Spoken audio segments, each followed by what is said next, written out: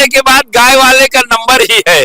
और गाय वाला जब बैठेगा तो पूरे भारत का पालन पोषण होगा। मंदिर तो हमारा था ही, ये कुछ बनाए नहीं है, ये ऊपर से टोपी पहना दिए। अगर स्वेच्छा से ये लोग दो चार स्थान को नहीं देंगे तो जितना भी धरती पर होगा सारा स्थान लिया जाएगा, छोड़ा नहीं जाएगा।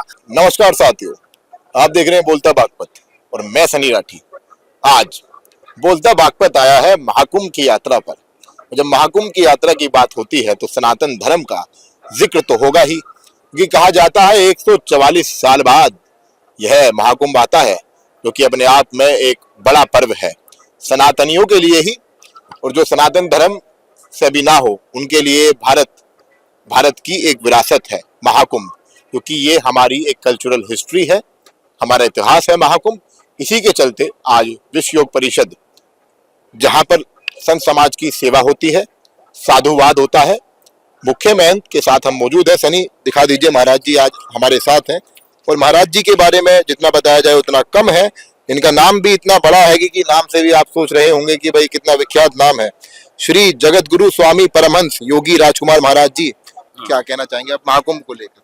सबसे तो पहले आप लोगों को साधुवाद कि आप लोगों की टीम जो है इस महाकुंभ को जन जन तक पहुंचाने का कार्य कर रहा है, ये बहुत ही अच्छा है। और जो महाकुंभ है 144 वर्ष के बाद ये ऐसा ग्रह नक्षत्र आया है कि कलयुग में एक सनातन युग का प्रादुर्भाव हुआ है, जिससे हर सनातनी, हर हिंदू जहां भी धरती पर होगा वो जाग करके अपने धर्म और राष्ट्र के लिए खड़ा हो जाएगा। सभी लोग जन जन चले आ रहे हैं।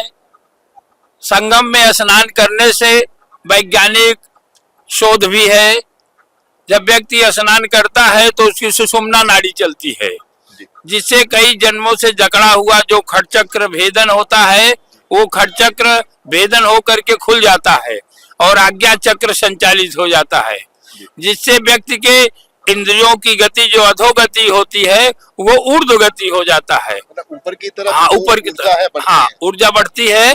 और वो ईर्ष्या, द्वेष, तामस और नाना प्रकार के जो गंदगियां हैं वो दूर हो करके शांति, संतोष और करुणा, दया, प्रसन्नता ये सब आ जाता है। महाराज जी, एक सवाल है। सवाल ये, जैसा आपने तामसिक भाव का जिक्र करा, आज की तारीख में सूचना का जमाना है, आप समझते होंगे हर जगह सूचना मौजूद है, लेकिन समाधान काफी कम है। चाहे जैसे आपने सनातन धर्म की महानता का जिक्र किया हो, महाकुंभ का जिक्र किया हो, एक चीजें जो कि सनातन धर्म को लेकर के सवाल खड़े करते हैं, क्या प्याज लहसुन खाना लाजमी है? लोगों को इन चीजों पर बहुत डाउट होता है। लोग बात करते हैं कि भाई हमें साधुवाद मिले, कोई हमें ठीक सलाह दे। क्या प्याज लहसुन सनातन धर्म के लिए वाजिब है? देखिए, भगवान ने जो चीजें बनाई है वो कोई खराब नहीं बनाया गया, लेकिन कौन सा वस्तु हमको उपयोग करना है, कौन नहीं करना है, ये अपने बुद्धिमत्ता के ऊपर है। ये सब औषधि के रूप में है, इनको हर समय उपयोग करने की चीजें नहीं है, औषधि के रूप में लिया जाता है और औषधि के तरीके से उपयोग किया जाता है। लोग अति सर्वस्त्र वर्जते, अगर ज्यादा उपयोग करेंगे तो शरीर प्रदूषित हो जाएगा और उनका प्रदूषण बढ़ जाएगा। कोई भी आदत अगर हम ज्यादा मात्रा में करते हैं तो ऐसा होता है। कोई भी चीज को खाएंगे, भगवान ने जो भी चीजें बनाई है खराब नहीं बनाया है। सब चीजें की उपयोगिता, उसकी लिमिटेशन है। अगर अनलिमिट होगा तभी वो दिक्कत करेगा, नहीं तो खराब नहीं है। अच्छा, आप क्या कहेंगे महाकुंभ को लेकर? सूचना के इस जमाने में आपने एक समाधान भी दिया है कि हम किसी भी चीज को एक भाव से लें, कुछ मात्रा में ले तो कोई चीज नुकसान नहीं करती, चाहे वो प्याज हो, लहसुन हो। और उसी को अगर हम ज्यादा खाएंगे तो गंदी स्मेल भी आएगी, जो कि भाई लोगों को दूर भगाएगी।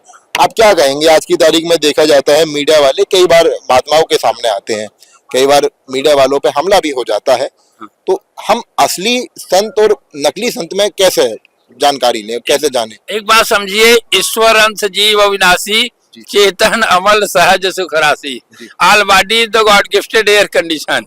कोई भी धरती पर नकली आदमी है ही नहीं है। ये मनुष्य की मूर्खता है। असली और नकली, you are not for brain settlement life. जी। सभी लोग भगवान के अंश हैं। ईश्वर अंश जीव विनाशी चेतन अमल सहज सुख राशि। जी। मनुष्य सुख के पास जो है सुख का खजाना भगवान ने दिया है। वो माया से भ्रमित होकर के अपने से दूर चला जाता है, नाशवान वस्तुओं का भ्रमण करता है तो दुख पाता है। धीरे धीरे जब अपने स्वरूप में आता है, जाने तुम्हें तुम्हें हो जाई जे जाने ते देव जनाई। जब भगवान की कृपा होती है तो अपने स्वरूप को जान जाता है, तब वो आनंद में चला जाता है। और भगवान भजन कराते हैं, व्यक्ति कर नहीं पाता, उसके लक्षण से पता चलता है। आनंद, आनंद की क्या परिभाषा है सनातन धर्म में? अज्ञानता ही सुख और दुख है। जब भगवान भजन कराते हैं तब व्यक्ति अंतर्मुखी हो जाता है, मतलब खुश रहता है। अंतर्मुखी होगा तो भजन कराएंगे, तो भजन का लक्षण है शांति, संतोष, करुणा, दया, प्रसन्नता, तृप्तता। All time in the present of the happy life. वो प्रसन्न चित रहेगा, वो अपने में रहेगा, अभावग्रस्तता नहीं रहेगा, उसको कोई चीज कमी महसूस नहीं करेगा। व्यक्ति केवल भजन से ही तृप्त होता है और किसी चीज से तृप्त नहीं होता। और वो भी अपने से कर नहीं पाता, भगवान कराते हैं। करें करावई भंजन सोई उमा राम गति जाने नहीं कोई। भगवान की गति है, जिसको भजन करा दिए वो आनंद में रहने लगा। तो ये भगवान की कृपा है। और असली और नकली ये व्यक्ति के जो बेवकूफता है, विचार, ये गलत है। दो चीज है, एक तो ईश्वरीय माने लोगों को संरक्षण देना, लोगों को परोपकार करना, लोगों को दया धर्म करना, ये अपना सनातन धर्म है। और एक है जो राक्षसी है, काटो मारो लूटो फूको और लोगों को परेशान करो, ये दानवी, ये दानवों का जो है, ये राक्षसों का स्वभाव है। वो भी गलत नहीं है, वो भी भगवान के ही हैं, लेकिन उनको गलत मार्ग पर चले गए हैं। उनके जो गाइडेंसर हैं, जो उन लोगों को सिखाया, उन लोगों की गलती है। ज्ञानवापी मंदिर को लेकर आप क्या कहेंगे? शंकराचार्य हैं और भगवान जैसा दर्जा होता है शंकराचार्य का सनातन धर्म में। बार बार वो कहते हैं कि ज्ञानवापी मंदिर हम लेकर रहेंगे। महंत, क्या कहोगे आप? ज्ञानवापी मंदिर को लेकर ये संघर्ष चलेगा आगे भी? मंदिर नहीं लेंगे हम तो पूरा धरती ही हमारा है। 14 भुवन एक पति हुए, पूरे भूमंडल पर राम राज्य था, ऋषि मुनि सब थे, ये राक्षस तो बाद में आए हैं। मंदिर तो हमारा था ही, ये कुछ बनाए नहीं है, ये ऊपर से टोपी पहना दिए। टोपी पहना करके मंदिर को लेना चाहते हैं, ये इनकी मूर्खता है। अगर स्वेच्छा से ये लोग 2-4 स्थान को नहीं देंगे तो जितना भी धरती पर होगा सारा स्थान लिया जाएगा, छोड़ा नहीं जाएगा। अब इनको बख्शा नहीं जाएगा, क्योंकि सनातन धर्म हाँ बिल्कुल मजबूती के साथ जग गया है। जन जन जाग गए हैं, अपने अधिकार को जान गया है। और मंदिर भी और कृष्ण का भी स्थान, जितने भी बड़े बड़े स्थान हैं हमारे, इन्होंने ले लिया है। ये कुछ बनाया उनाया नहीं है, ऊपर से टोपी पहनाए हैं, कुछ भी नहीं किया। हमारे ये भी कहा जाता है कि धर्म केवल सनातन है, हाँ, अन्य तो केवल पंथ। नहीं, ये सब तो लूटपाट का संगठन है इनका। इनका कोई धर्म धारण कर, कोई इनका भी कार्य हम लोगों को उपयोग करने लायक नहीं है। हमारे देश में उर्दू की कोई जरूरत नहीं है। हमारे बताइए, जीव जंतुओं की हत्या करते हैं, जो भी व्यक्ति जीव जंतु की हत्या करता है वो हत्यारा कहा जाता है, उसके अंदर मानवीय प्रकरण नहीं होता है। भगवान की कृपा से इनका विनाश का लक्षण शुरू हो गया है। आने वाले समय में ये जड़ समूह नष्ट हो जाएंगे। आपके ही समाज के आज मुख्यमंत्री हैं, योगी आदित्यनाथ हैं, तो उनकी दी गई व्यवस्था पर आपकी क्या टिप्पणी है? महाकुंभ में कैसी व्यवस्था है? महात्माओं की कितनी सुरक्षा है? लोग आ रहे हैं, जा रहे हैं, कितनी सहूलियत है? अरे बहुत बढ़िया है। पहले 2013 में बहुत सा पैसा आया था, सपा की सरकार थी, आजम खां कुल पैसा लूट के चला गया था। गया जवाहर विश्वविद्यालय 100 बीघा में बनवाया, लूट लिया, कोई व्यवस्था नहीं दिया था। आज योगी जी ने सारी व्यवस्था, सड़कें और सारी व्यवस्था खूब बढ़िया है, कोई व्यवस्था में कमी नहीं है। और इन लोगों को भगवान ने, मोदी जी को, योगी जी को महापुरुष के रूप में भेजा है, जो सनातन धर्म के आगे की ओर बढ़ाएंगे। महाराज जी, संत समाज की क्या मांग है कि चाय वाले के बाद अब गाय वाला प्रधानमंत्री बने? ये एक बहुत बड़ा सवाल है और लोग कई बार इससे भागते भी हैं, लेकिन आप क्या कहेंगे? क्या गाय वाला प्रधानमंत्री बने? भागा नहीं जाएगा। चाय वाले के बाद गाय वाले का नंबर ही है। गाय वाला जब बैठेगा पूरे भारत का पालन पोषण होगा, गौ की रक्षा होगा, जनमानस की रक्षा होगा और पूरे राष्ट्र की रक्षा होगा। इससे संत समाज सहमत है, गाय वाला प्रधानमंत्री बनेगा। तो आप यहाँ पर देखिए, हमने महाराज जी से समाज के ऊपर बात की, अध्यात्म के ऊपर बात की, लेकिन जब अध्यात्म की बात आती है तो सनातन धर्म का जिक्र हमेशा होता है। बात केवल धर्म की नहीं, अगर आप हिंदुस्तानी हैं तो महाकुंभ सभी के लिए है, क्योंकि अगर आप हिंदुस्तान के इतिहास में विश्वास रखते हैं, चाहे आप हिंदू है या मुसलमान है, क्योंकि अगर कोई मुसलमान है तो वो भी तो विश्वास रख सकता है, क्योंकि ये तो विरासत है। महाकुंभ तो विरासत है। अगर मान लीजिए आस्था भी नहीं है तो विरासत के तौर पर तो सम्मान करेगा ना। अरे भाई बिल्कुल सम्मान करना चाहिए, सम्मान किए हैं। राक्षसों में ध्रुव और प्रहलाद भी पैदा हुए हैं, ऐसी बात नहीं है। इनके अंदर भी सद्बुद्धि आ जाए तो अब ये भी जो है अच्छा बन सकते हैं, ऐसी बात नहीं है। सम्मान तो करना चाहिए। जो भी जनमानस आए उनको व्यवस्था देना चाहिए, उनको परेशान नहीं करना चाहिए।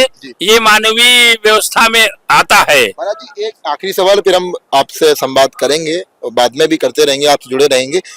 हिंदू अपने धर्म से इतना पीछे क्यों भाग रहा है? आपने मांस की बात करी कि मांसाहार हमारे धर्म में वर्जित है, लेकिन चलता आ रहा है, लोग खा रहे हैं। देखा जा रहा है कि हिंदू समाज के लोग भी मांसाहार करते हैं, अपने मर्जी से खाते हैं, अपनी मर्जी का जीवन जीते हैं। हिंदू समाज की दुर्बलता आखिर क्यों? देखिए, शुरू से चला आया है, किसी भी बच्चे को धीरे धीरे धीरे अगर उसको दबाओगे तो दब जाएगा। किसी भी बच्चे को बच्चेपन से उभाड़ोगे तो वो उभड़ जाएगा। हमारा हिंदू समाज जीव जंतु पेड़ पौधे और मनुष्यों की सेवा करने का सिखाया गया। कभी किसी को मारने का, लूटने का, फूकने का इनको सिखाया ही नहीं गया है। निर्मल मन है इनका, छल कपट नहीं है। लाखों लोग जब बाहर से भाग के आता है तो भारत शरण देता है। भारत जो है वो ऐसा देश है कि जो लोग आते हैं उनको कहा जाता है कि अपने यहाँ कोई भी आया तो अतिथि देवो भव, अतिथि, हाँ, कोई भी आया तो उसको मेहमान मान करके उसका पालन पोषण होता है। लेकिन अगर वो दुष्टता करेगा तो उसको बख्शा भी नहीं जाएगा। किसने दुष्टता की है? संत समाज की बात करें, आज खुलकर बात हो रही है। पिछली सरकारों ने क्या संत समाज पर जुल्म किया है? संत समाज ने कितना संघर्ष देखा है? राम मंदिर का, ये सारी बातें क्या? हाँ, संघर्ष किया गया। लोगों ने गोली चलवा दिया, लाखों लाख लोग अयोध्या में मर गए थे और बलिदान किया लाखों लोगों ने। बलिदान के बाद आज भगवान राम का जो है वहां पर स्थान बना, मंदिर बना है। करोड़ों करोड़ की संख्या में लोग पहुंच रहे हैं, आनंदित हो रहे हैं। तो ये सनातन धर्म अनादिकाल से चला आया है और संघर्ष को झेलते हुए आगे भी लोगों को शांति और प्रसन्नता देता रहेगा। बहुत बहुत धन्यवाद। तो यहाँ पर साधुवाद हुआ, लोग इकट्ठे हो गए। देखिए, लोग यहाँ पर आए, महात्मा की बातें सुनी, और ये सनातन धर्म की महानता है कि जब इस धर्म के बारे में बताया जाता है तो भीड़ भी एकत्र होती है और कुछ ना कुछ सीखने को मिलता है। बहरहाल महाराज जी से पूछा गया कि संत समाज की वाकई में मांग है कि चाय वाले के बाद गाय वाला भी प्रधानमंत्री बने। महाराज जी कहते हैं बिल्कुल बने। और गो हत्याओं को लेकर आपकी भी क्या राय है, आपकी भी क्या टिप्पणी है बागपत वासियों, वो हमें जरूर बताएं। धन्यवाद। मैं सनी राठी, कैमरामैन सनी माहौर के साथ प्रयागराज से।